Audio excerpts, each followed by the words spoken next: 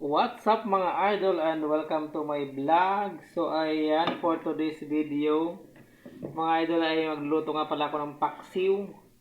Ayan mga idol ang ating isda. Paksiw na isda for today's vlog. Ayan, shout out sa mga mahilig sa ganitong ulam.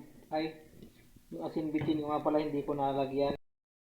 Ayan, lalagyan natin siya mga idol ng asin. Asin-asin.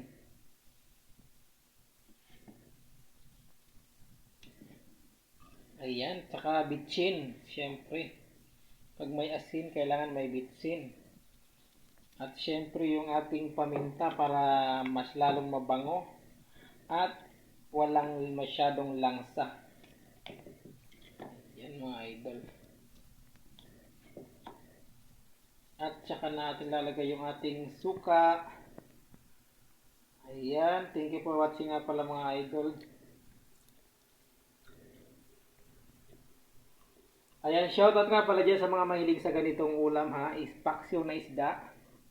Simpleng ulam, simpleng recipe, but yummy. Ayan, kung bago ka pa lang sa aking channel, huwag mong kalimutan mag-like and subscribe.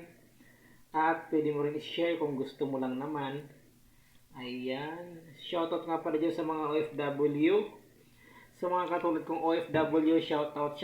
At syempre, shoutout dyan sa mga malapit ng umuwi ng Pilipinas or magbakasyon ng Pilipinas. Ayan, congrats and good luck. Ayan mga idol ang ating recipe na isda for today's video. Ayan. Ayan, malalaki po yan mga idol ang aking isda. Kalahating kilo, 4 na piraso.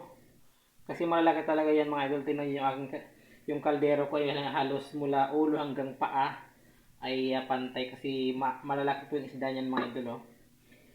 Malaki pong isda na yan. Ayan, thank you for watching and God bless us all. Ayan, like and subscribe.